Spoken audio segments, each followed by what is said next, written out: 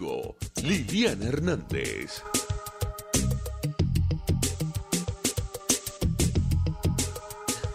Buenas tardes a quienes nos escuchan hoy jueves 15 de marzo. Les habla Stalin González. Liliana Hernández no podrá estar hoy en el programa, pero bueno, vamos a ver si ahora la llamamos. Pero bueno, aquí estamos, aquí en este nuevo programa con ustedes. Y antes de seguir, vamos a dar los créditos de la estación. En la dirección general de la estación, Jaime Nestares. En la gerencia de producción, Wilixa Arcaya. En la producción, Selene Pérez. En los controles, César González. En la mensajería Dilo 3456. Pueden llamar a los teléfonos 0212-482-9750. El Twitter @RCR750 y la página web rcr.tv. Bueno, hoy, este jueves 15 de marzo, estamos aquí viendo en el estudio que hay un acto en la Academia Militar de Venezuela, otro acto más. Aquí se gobierna puro por acto. No se hace política, no se hace política pública, no se busca resolver los problemas del país.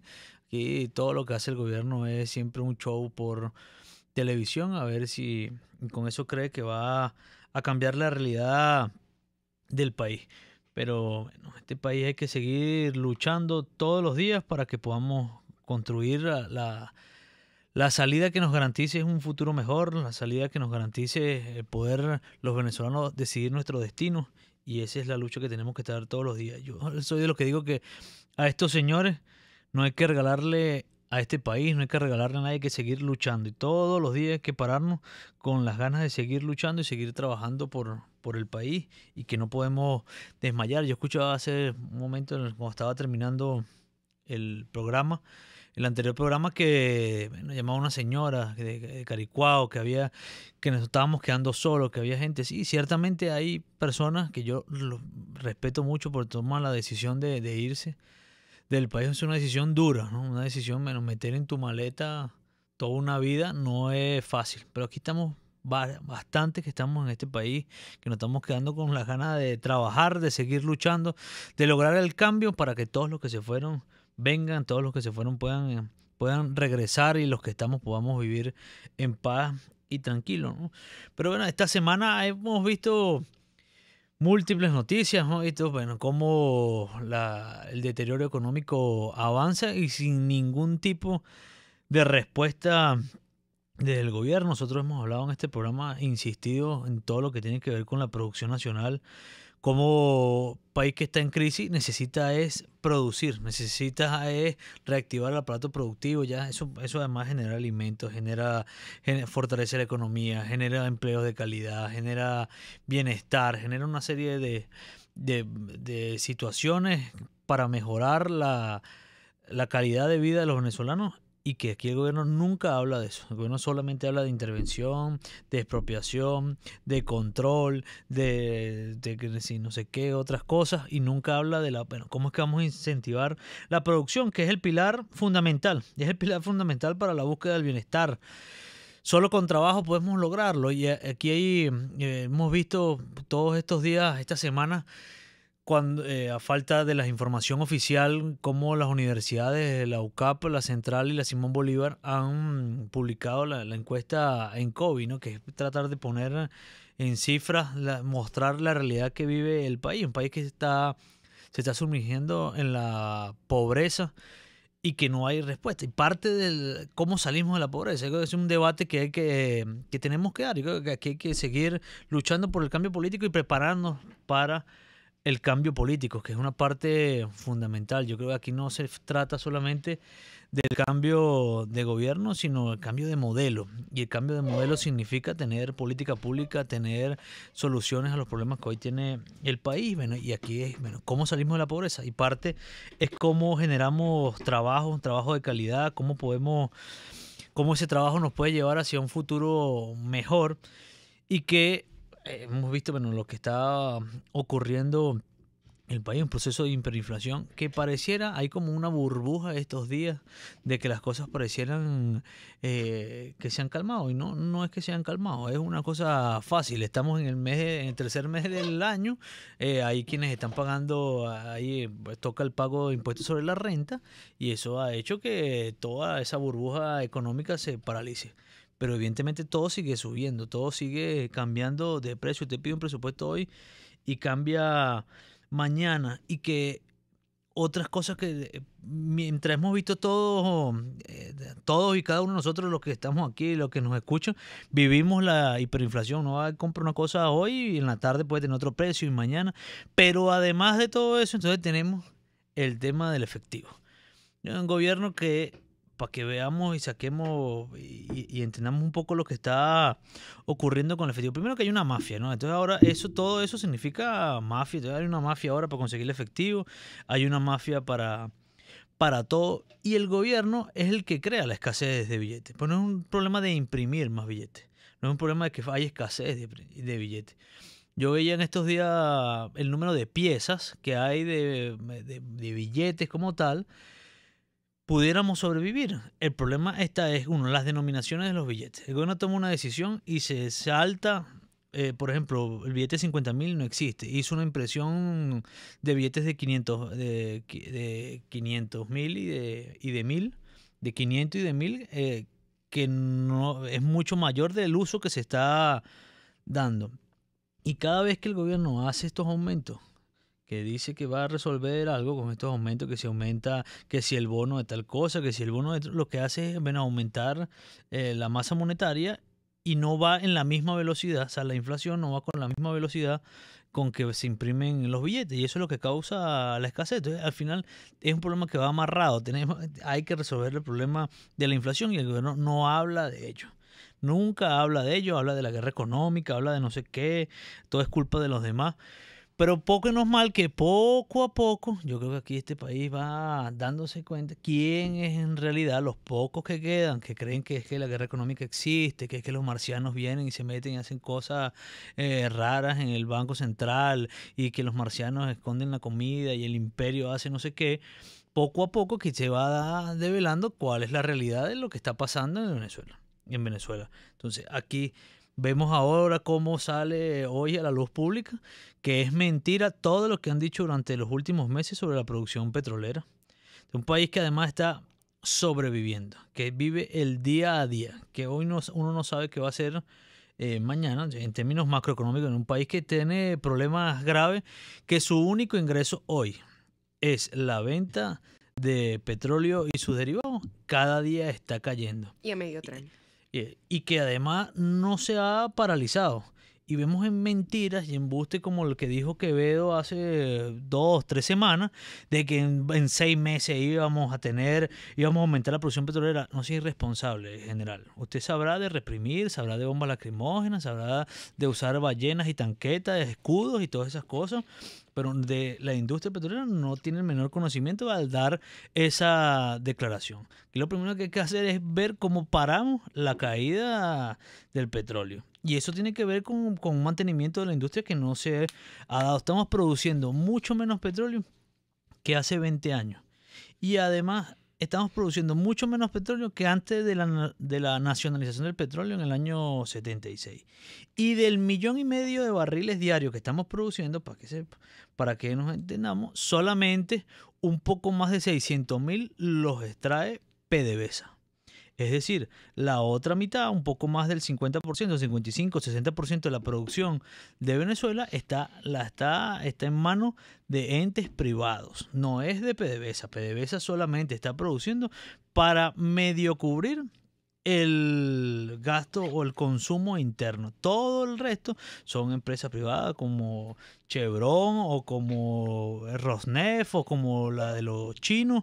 Esa es la verdad. O sea, la verdad es que más del 50% de la producción que ya ha caído está en manos de privados y no de PDVSA. Y ahí está parte de lo que parte de la crisis. Es un país que durante un gran tiempo tuvo el barril de petróleo por más de $100, no guardó plata para poder aguantar la crisis que hoy estamos por la baja del barril de petróleo. Además, hoy mucho más mucho más daño. Aquí hay un debate que se ha hecho en el país durante mucho tiempo, es la siembra del petróleo, qué hacer con el petróleo, que no podemos ser dependientes del petróleo, y cosas que es verdad que yo estoy de acuerdo, pero cada uno de los gobiernos siempre tomó el camino equivocado y se dejó engañar por las burbujas de los boom petroleros. Pero Chávez y Maduro han sido de los peores, porque ni siquiera estamos dependientes de la producción petrolera. Hoy somos mucho más dependientes del precio del barril de petróleo. Del precio, somos dependientes del precio, no de nuestra producción, pues ya ni siquiera es que somos dependientes del petróleo en general. Bueno, lo que nosotros produzcamos somos dependientes de ello. Bueno, producimos 3 millones, 4 millones de barriles diarios, no, es que somos dependientes del precio, porque la producción ha caído tanto que si el precio del barril baja, evidentemente son mucho menos los ingresos. Esa es la realidad que hoy vive nuestro país, y hoy hay que seguir haciendo un esfuerzo para salir de este foso, prepararnos para eso. Yo estoy convencido que aquí el cambio político va a venir y tenemos que prepararnos para ello. Discutir sobre estos temas, debatir sobre qué vamos a hacer con la industria petrolera, cómo vamos a hacer para generar producción nacional y garantizar empleo, cómo vamos a superar la pobreza, cuáles son los planes que tenemos para ello. Yo creo que es un debate que tenemos que dar y que tenemos que prepararnos para ello, ¿no? Así es, Stalin. De esa misma manera vemos cómo... Es María Albert Barrio, que nos está acompañando hoy otra vez. Ah, ya se había olvidado de mí, Stalin. No, sino que no había comenzado solo y no había anunciado quién estaba, entonces la gente... Es verdad, llegué 10 minutos tarde, es verdad. Bueno, pero tal como lo decía, es cierto, pareciera que prácticamente dependemos un cuarto de la producción petrolera por los cálculos que saca. Y frente a eso, los venezolanos lo que no podemos permitirnos es quedarnos de brazos cruzados ante el desmantelamiento que ha hecho el gobierno de Nicolás Maduro a todo el país y en todos los niveles. Porque no se trata nada más de la producción nacional, se trata del caos y de la crisis de los servicios básicos. Se trata de que desde que empezó el año vemos cómo el transporte ha colapsado, el sistema eléctrico ha colapsado, el suministro de agua ha colapsado, pero entonces entramos también en temas mucho más sociales como lo es la educación, la infancia.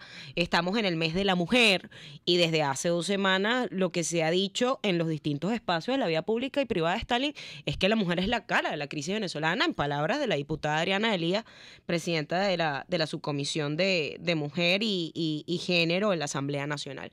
Entonces, ¿qué podemos hacer nosotros los venezolanos? Lo que siempre nos preguntan, lo que me ha dicho a mí, por ejemplo, la gente de La Pastora que visitaba recientemente. O sea, nosotros mientras tanto, ¿qué hacemos? Mira, como lo hemos dicho en los espacios anteriores y cada vez que tenemos la oportunidad, nosotros como venezolanos tenemos que estar organizados. Y tenemos que estar organizados ante la Contraloría Social.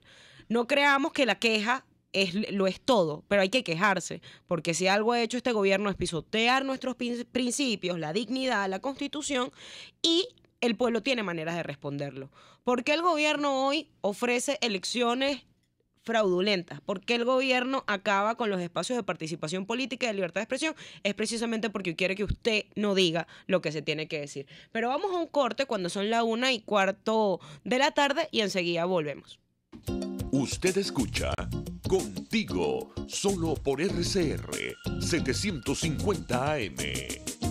Puede seguir nuestra programación a través de rcr.tv, la radio que se ve. Hello, how are you? La tuya, por si acaso. ¿Sabes hasta dónde te puede llevar a hablar inglés? Random Language Institute ofrece los mejores programas para aprender a hablar inglés en el exterior y no muy lejos de casa. Nuestro instituto se ubica en Trinidad y Tobago, un país de habla inglesa. Random Language Institute, rompiendo barreras, construyendo relaciones. No son criollas, pero sí son sabrosas. Las pizzas del restaurante El Budare de la India. Pídelas como tú quieras y comprueba mi humilde sugerencia de sabor. En la avenida Páez del Paraíso, donde estaba el Mirandino, ahora queda El Budare de la India. Deleita tu paladar. En RCR somos opinión. Golpe a golpe es la noticia de mañana hoy. Golpe a golpe es la noticia en el microscopio. Es lo que usted necesita oír, imaginar, ver. Golpe a golpe es imprescindible. Es tremendo. Golpe a golpe con Fausto Mazó. De lunes a viernes a partir de las 8 de la mañana por RCR 750 AM. Síganos por @RCR750 y rcr.tv, la radio que se ve. Les estamos presentando Contigo, el espacio donde tú y tus dirigentes se escuchan, solo por RCR 750 AM. Sí, aquí regresamos contigo y bueno, María Albert Barrio que nos acompaña. María Albert ahorita hablaba sobre el tema de los servicios y ese es un tema que hay que ir como desmenuzando, ¿no? Podemos aquí en este bloque hablar un poco en general y poder garantizar en los próximos programas como ir hablando de uno en uno. Pero yo en el 2016 fui presidente de la Comisión de Administración y Servicios cuando el primer año de la nueva Asamblea Nacional. Hicimos un trabajo. Bueno, primero una asamblea que no cumplía con su labor desde hace mucho tiempo de controlar, de revisar. Y una de las primeras cosas que hicimos, para ir hablando como tema por tema, fue el tema del agua, ¿no? Y además en ese entonces iba todavía la bancada del gobierno y se aprobó un acuerdo de manera unánime sobre que se abriera una investigación y exigiéndole al gobierno resolver el problema del agua.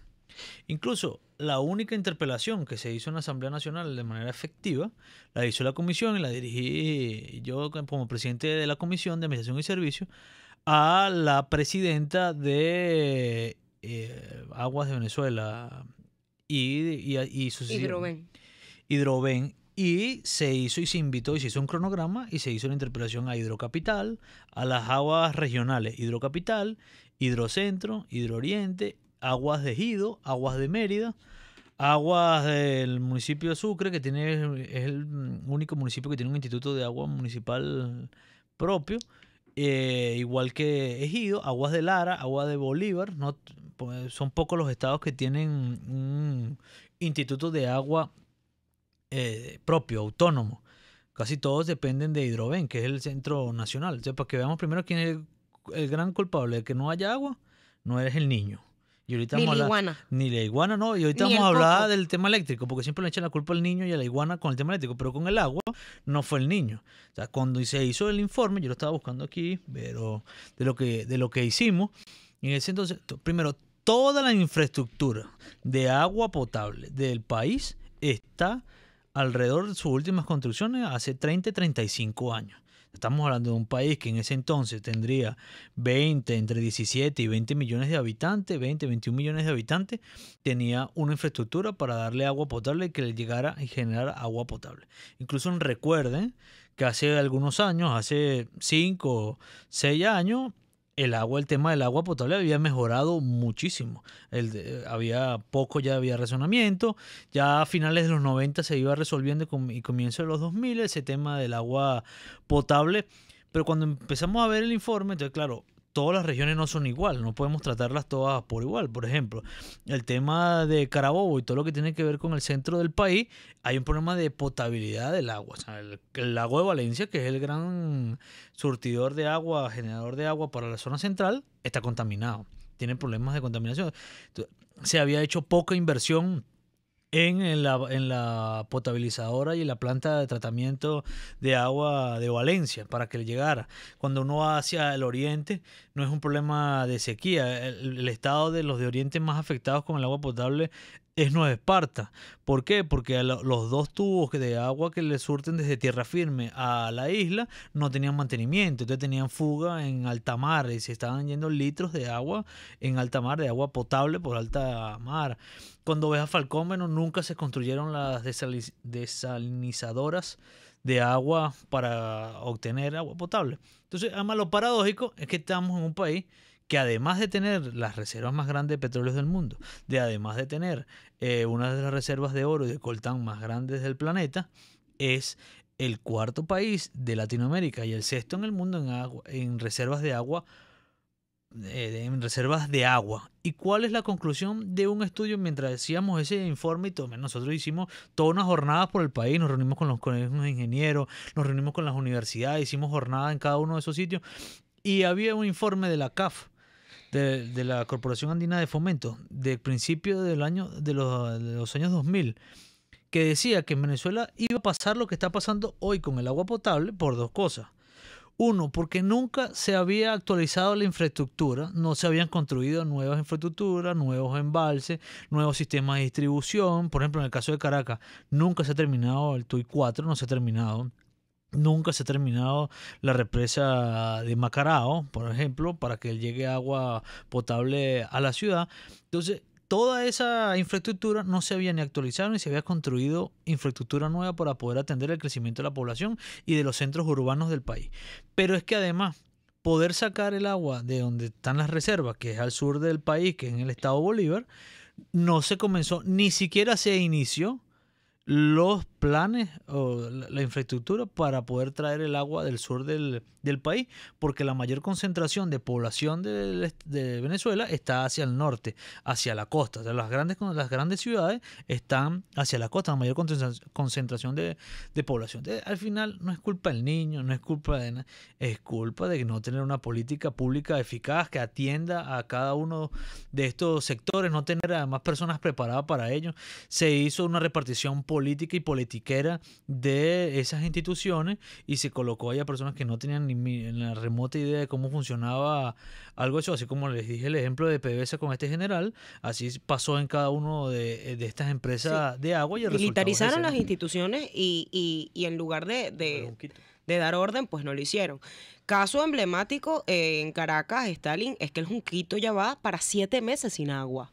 Y la gente se preguntará, ¿pero cómo está 7 meses sin agua y cómo se baña? Bueno, porque la gente vive en los tanques, de los pozos que tiene debajo de su casa, o pagando una cisterna de agua potable hasta de 2 millones. Y lo cierto es que la alcaldía de Caracas tiene tan solo una cisterna para suministrar estos estados de contingencia por la falta de agua en toda Caracas. Entonces, ¿qué ha hecho Hidrocapital? Mira, se le han enviado cartas, se han hecho llamados de atención. ¿Y cuál es la respuesta que dan? Pues que por una falta de presupuesto que hay que replantear para poder atender las plantas de bombeo de agua para las zonas como Mamera, como El Junquito y otros sectores de Caracas afectados, como La Pastora, como Santa Rosalía, como San Pedro. Bueno, lo cierto es que no están los reales. Entonces, ¿para qué es que están los reales? Es lo que la gente se pregunta. Porque toda esta explicación radica en una sola cosa. El gobierno se cansa de buscar excusas de problemas que son solamente de ellos y que además afectan a la gente, pero nunca ha sido capaz ni siquiera de invertir un poco en las soluciones reales, eficientes y eficaces que tenemos que dar a efectos de los sectores de los espacios públicos. Por ejemplo, hay una crisis con el suministro de agua porque no hay la debida inversión en la industria. Con el tema eléctrico, que ahorita más adelante creo que también nos los puedes explicar mejor, Stalin, seguramente pasa lo mismo. Con el transporte es lo mismo. Con el agua igual. Entonces, ¿qué respuesta realmente le están dando a la gente? Porque eso, el cuentico de la guerra económica, y Stalin lo explicaba bien al principio. O sea, ya nadie se lo cree. No puede ser que tú tienes desde enero hablando, o sea, desde hace rato hablando ya de la guerra económica, pero, o sea, no hay manera de que la gente le alcance el sueldo hoy en día. ¿Qué hace un abuelo con una pensión? ¿Qué hace un ser humano de a pie, un ciudadano común que tiene que pasar penurias en el metro, luego en el transporte público, cuando lo que cobra mensualmente son 1.300.000 bolos metiendo los estatiques? ¿Y para qué te alcanza el bono? O sea, no hay una respuesta real al problema de la gente, y yo creo que nosotros, ante esta crisis, ante esta ansiedad, lo menos que podemos hacer es caer en desesperación. Porque si algo nos lleva a todo esto es a tener el conocimiento de lo que necesita la Venezuela del mañana, y que esa Venezuela necesita a su pueblo, y necesita a su pueblo organizado y conocedor tanto de la crisis que tenemos hoy en día, quién es el culpable, el por qué y cómo podemos resolverlo. Mira, así es, yo creo que de estas vías de comunicación que tenemos, estos espacios abiertos que tenemos como de RCR y cada uno de los espacios que se nos puedan abrir, yo creo que todo esto debe servir para que tengamos argumentos y cada uno de nosotros seamos un vehículo, seamos un militante del cambio, podamos tener argumentos y discutir con el poco que quede, que todavía cree en que aquí existe la guerra económica, en que aquí es culpa del imperio, es que hubo saboteos, que fue la iguana, que fue el niño y la niña. Entonces cada uno de estos dirá, bueno, porque todas estas cosas las sabemos.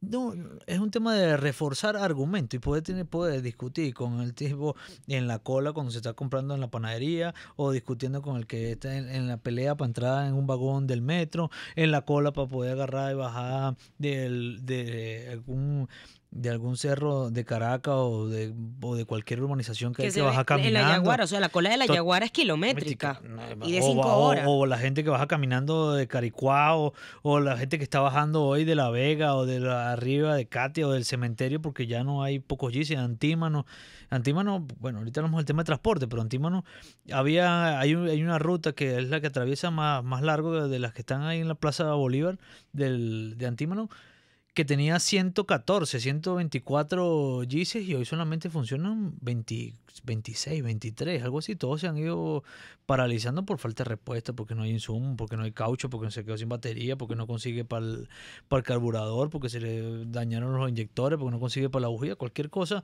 de estas ocurre, pero yo creo que cada uno de aquí que les tenemos que aprovechar es que cada uno de nosotros tenemos que repetir este mensaje, y si hay todavía alguien que tenga dudas, hay que decírselo. O en la cola de cualquier mercado que está un funcionario de la Guardia Nacional ahí, siempre son jóvenes que están ahí recibiendo órdenes.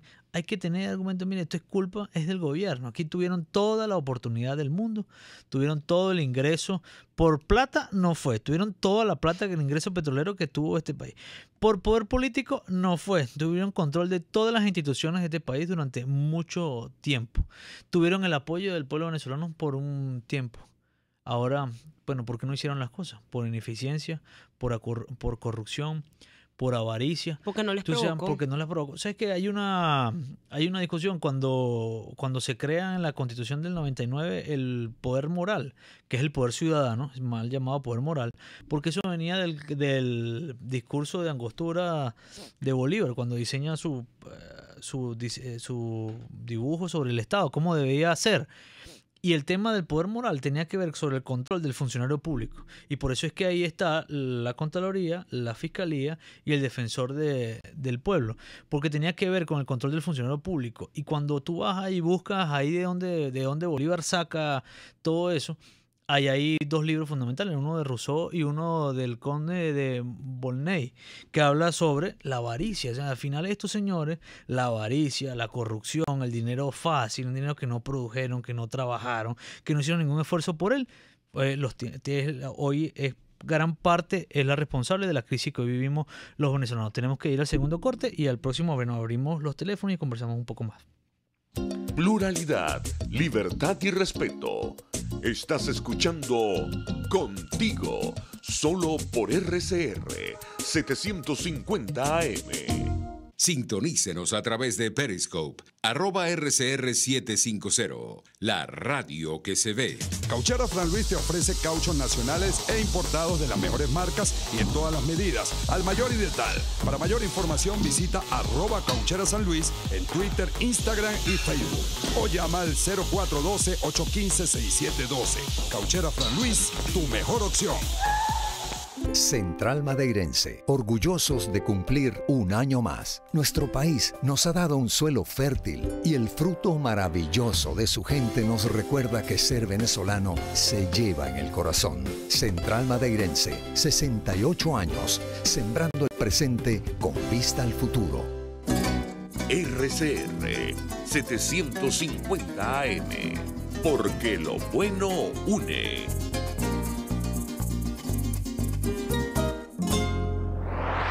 Cuando hablamos de economía, pensamos en grandes cifras, en inflación, escasez, productividad. Sin embargo, en RCR todos los sábados a las 8 de la mañana le enseñamos que hay otra vía. Ligia Perdomo, Edesio Brito y Aurelio Concheso abordan la economía para que usted entienda cómo le afecta en su cotidianidad. La otra vía. Hablamos no solo de las grandes cifras, sino también de las pequeñas, de las que afectan a su bolsillo. La otra vía, los sábados a las 8 de la mañana por RCR 750 AM. Les estamos presentando Contigo, porque nos preocupan las mismas cosas. RCR 750 AM. Sí, bueno, cuando es la 1:30 aquí estamos y seguimos tratando los temas de interés nacional. Tendremos unas llamadas en línea. Vamos a tener al señor Israel Herrera, que es presidente del Sindicato de Trabajadores de la UPEL, de la Universidad Experimental Libertador, ¿no? ¿Lo tenemos en línea? Lo tenemos en línea, sí, bueno, compañero. vamos a ponernos en contacto con él, que tendrá una situación que expresarnos y seguramente es parte de lo que padecemos todos los venezolanos. ¿Aló? Buenas tardes. Buenas tardes, Israel, ¿cómo está? ¿Cómo está, compañero? Israel. Discúlpame. Es el presidente del Sindicato de Trabajadores Administrativos del Pedagógico de Caracas, allí vecinos de ustedes. Ok, estoy aquí, justo al lado. Sí, ese compañero. La denuncia que estamos haciendo es que, bueno, la situación de los trabajadores universitarios, como dijo la amiga, es insostenible, ¿no? La misma del país, donde es una violación flagrante y constante de la Constitución y de la Declaración Universal de los Derechos Humanos. Se le pasó un petitorio al ciudadano ministro Hugo Berroa, el 26 de febrero, y a la presente fecha no nos ha dado respuesta. De que no podemos seguir con los sueldos que tenemos, que un sueldo quincenal de un trabajador universitario es de 300.000 bolívares. Un profesional con posgrado, maestría y todo lo que te gana son 500.000 bolívares quincenales. Y sencillamente el ministro, bueno, ha hecho caso omiso. Un HCM de 3 millones de bolívares, y donde te lo reciben, te dicen, bueno, déjame 3 millones de base porque los 3 millones nada más es el ingreso. Entonces, bueno, esa es la situación que ha motivado que las universidades se estén quedando solas.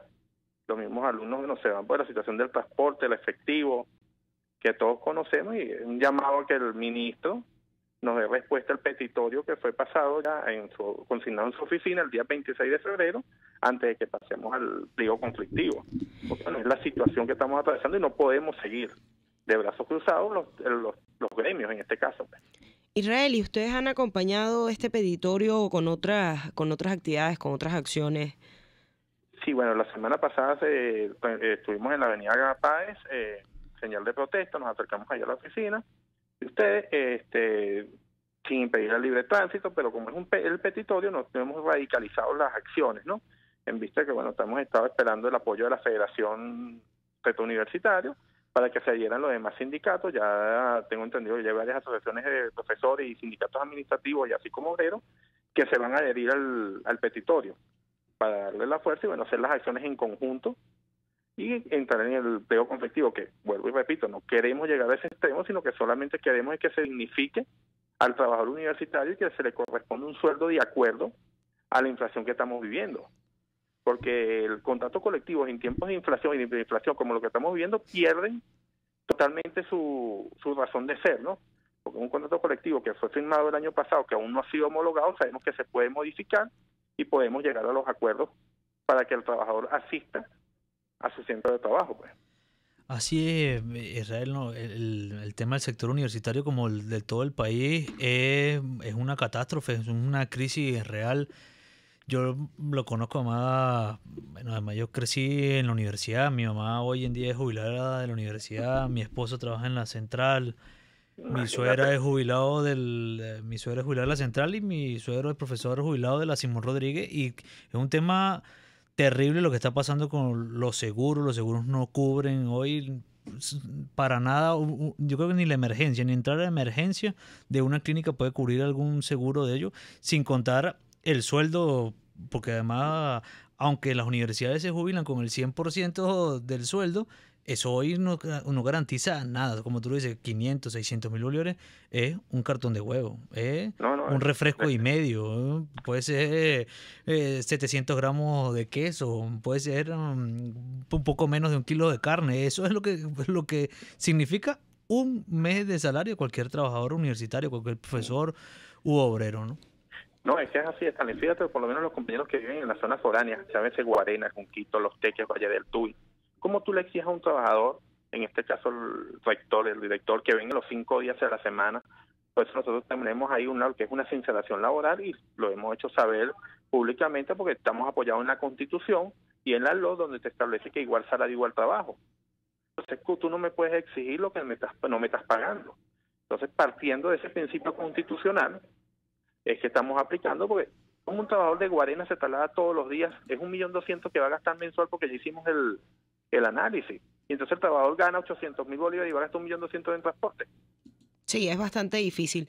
De todas maneras, bueno, saben que cuentan con nosotros, como hemos hecho los llamados anteriormente, pues reiteramos la solidaridad con ustedes y que además es una lucha de todos, Israel, el hecho de que cada día nos alcance menos, de que la gente, que el pueblo venezolano pierda el poder adquisitivo por la inflación, por la excusa de un gobierno que lo que ha hecho es desmantelar al país, nos lleva a pelear por la misma causa y la causa no es otra que pelear por una vida digna que todos merecemos.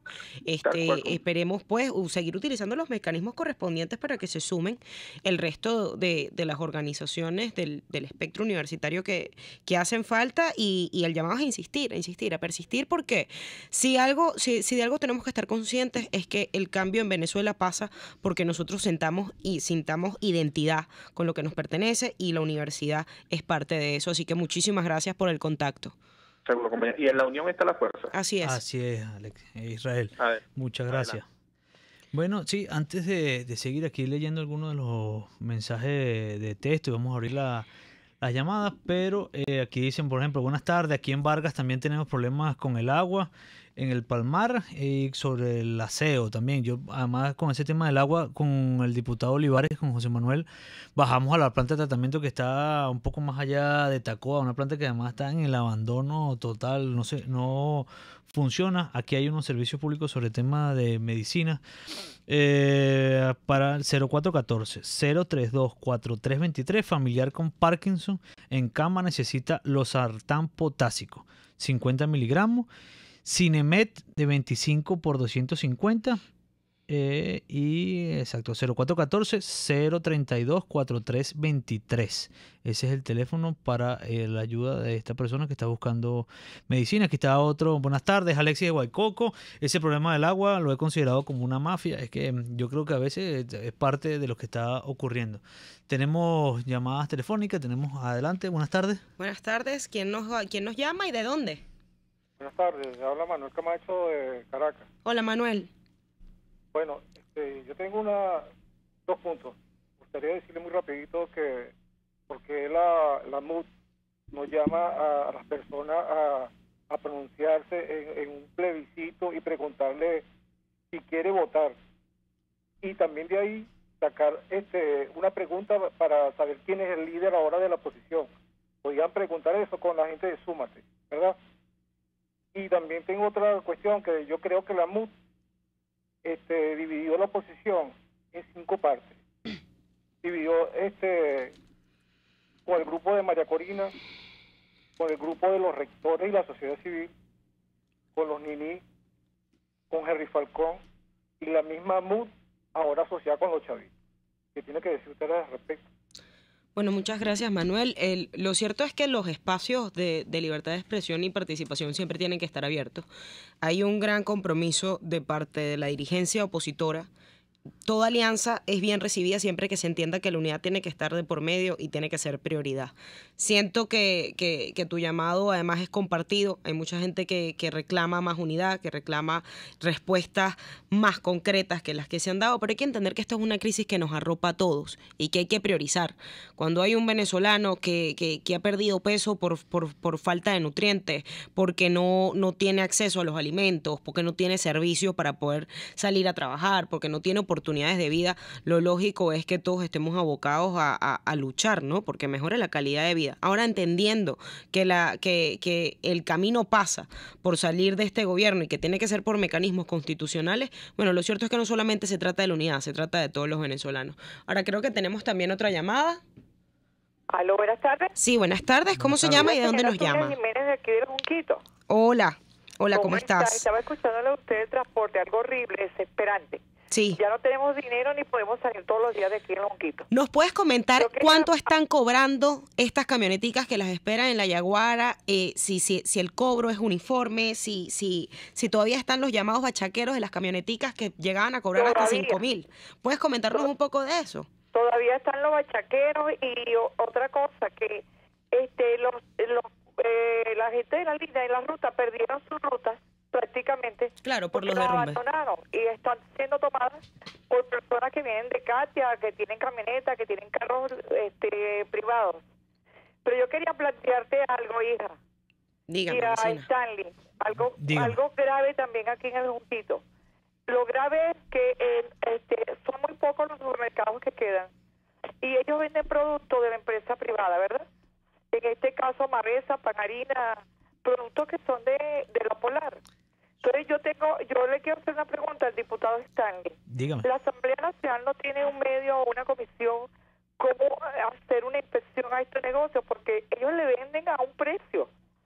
La Panarina ayer tenía el precio marcado 25 y la venden 5 veces o 6 veces más caro, con unos combos que te ves obligado a comprar cosas como chigüí, como jugos, cosas, gelatinas que no son prioridad en este momento, porque la prioridad en este momento son alimentos.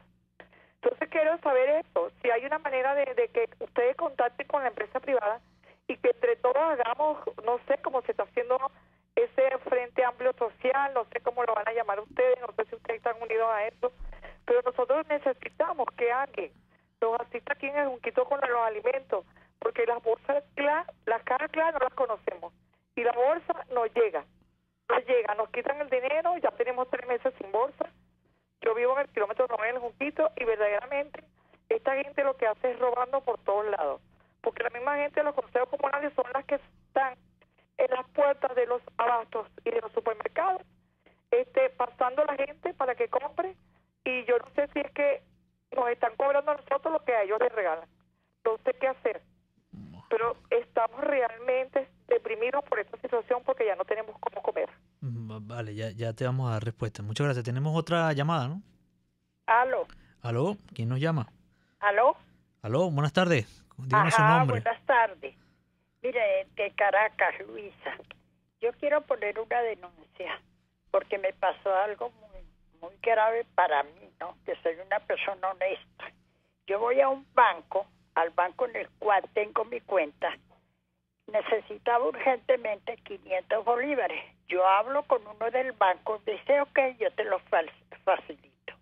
Caí 2 veces en la trampa. Y ok, yo lo sacaba y ellos me descontaban de mi cuenta. A la tercera vez me meto en el internet de una amiga y miro y veo que me han cobrado 750, o sea, me daban 500 pero me quitaban 250 de mi cuenta. ¿Qué es esto? Esto están haciendo los bancos. Y la gente esa tiene una cantidad de real ahí que llevan, y le dije, yo fui y le dije, me devuelve mi dinero porque yo no estoy dispuesta a apoyar la corrupción. Usted me devuelve mi plata, y en realidad me la devolvieron. Me devolvieron lo que me habían quitado, los 750. Me devolvieron todo, pero esto es inaudito. ¿En qué país estamos viviendo? ¿Hasta dónde ha llegado la corrupción? Dios mío.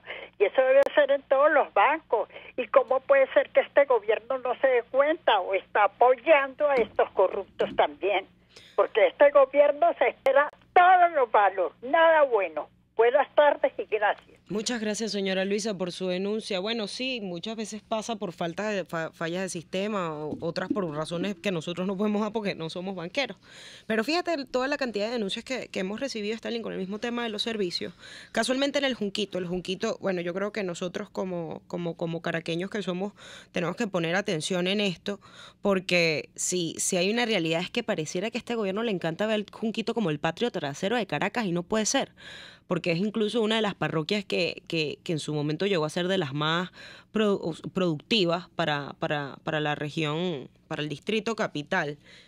Y bueno, fíjate, una de las cosas que a mí más me llama la atención es esta, 3 meses sin CLAP después que pagó. O sea, que cuando llegue el CLAP ya le van a pedir que 3 veces más el monto para que entonces la bolsa llegue a precio justo, pero además que sepan que les va a llegar la bolsa sin la leche, sin las caraotas, sin el aceite. O sea, es algo bastante terrible, y yo creo, Stalin, que todos nosotros como caraqueños y como dirigentes que siempre hemos hecho vida aquí, estamos llamados a atender masivamente el llamado que nos hace el junquiteño, porque definitivamente no le paran, y el Junquito no es el patio trasero de Caracas. Sí, además es la parroquia turística de la capital. Fue la parroquia que se llamó a ser la parroquia turística, a hacer desarrollo turístico de la capital, y que tuvieron todas las oportunidades. No hay que recordar que aquí el gobierno tiene gobernando la ciudad de Caracas desde el año 2000, el municipio Libertador. O sea, tienen ya 18 años gobernando la ciudad de Caracas y poco ha sido lo que se ha... El cambio que ha tenido la ciudad para bien, poco ha sido nuevos espacios públicos, poco ha sido la cantidad de transporte público, desarrollo del metro, de servicios públicos, de creación de plazas o de corredores, ha sido poco lo que ha hecho el gobierno. Ahora, aquí hay algunos mensajes, quienes llamaban, parte de todo esto, si todos sabemos la realidad que estamos pasando. Todos sabemos la realidad que hoy ocurre y que necesitamos, como tú lo decías, necesitamos organizarnos. Yo creo que aquí muchas de las cosas que a veces nos pasan es por no estar bien organizados. Y aquí hay que organizar a la mayor cantidad de opositores. 80% del país quiere un cambio, 80% del país no está de acuerdo con lo que está ocurriendo. Ahora tenemos que organizarnos. Entendemos nosotros de los partidos políticos, bueno, que no todo el mundo milita en un partido político, que no todo el mundo está dispuesto a hacerlo y por eso damos un paso hacia el frente y hicimos la propuesta de la creación del Frente Amplio, que va mucho más allá de los partidos, que los partidos y la MUD tienen ahí un papel y que la MUD es parte del Frente Amplio, que los partidos son parte de él, pero que también queremos que participen los gremios, los sindicatos, la asociación de profesores, los estudiantes, las asociaciones de vecinos, y esa es la propuesta que tenemos del Frente Amplio y vamos a desarrollar más la idea del Frente Amplio en el próximo corte porque tenemos que ir de nuevo al corte. Usted escucha Contigo, solo por RCR 750 AM. El restaurante Montana Grill te recibe para que almuerces, cenes o celebres con tu familia, amigos, compañeros de trabajo y disfruten de sus excelentes carnes a la brasa. Montana Grill, único en carnes en la Candelaria, esquina Candilito. Restaurante Montana Grill, la tentación del sabor.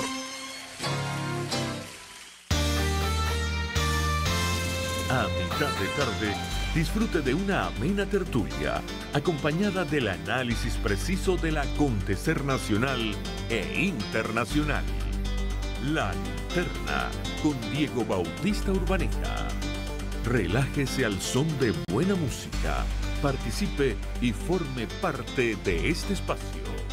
La Linterna, de lunes a viernes, a partir de las 2 de la tarde, por RCR 750 AM. Puedes seguirnos en nuestras redes sociales. En Twitter, @RCR750, la radio que se ve. Les estamos presentando Contigo, el espacio donde tú y tus dirigentes se escuchan, solo por RCR 750 AM. Sí, aquí regresamos en la última parte de nuestro programa Contigo. Bueno, pues hemos visto cómo abrimos los teléfonos y la gente, bueno, las quejas, las denuncias que hay. Hablamos al principio un poco de lo que la situación que estamos viviendo, el tema económico, la crisis de los servicios públicos y cómo esto se veía venir. Y ahorita, bueno, María Alba me hace referencia, estamos hablando sobre el tema eléctrico y que Corpoelec hace oficial plan de racionamiento eléctrico en 6 estados. Y habla que la Corporación Eléctrico Nacional, Corpoelec, publicó este jueves a través de sus cuentas oficiales en las redes sociales un cronograma de racionamiento eléctrico en al menos 6 estados del país. Corpoelec informa que debido a la disminución de los niveles del agua de la represa del suroccidente del país, aplicará un plan de administración de carga, racionamiento, en Apure, Barinas, Mérida, Portuguesa, Táchira y Trujillo. Ahora, yo creo que a quienes nos escuchan, yo quiero que recordemos a este señor Mota Domínguez hace poco más de un año, cuando él, vestido de buzo, se lanzó en el Guri y dijo que todo estaba resuelto, porque todo se iba a resolver con él disfrazado de Aquaman.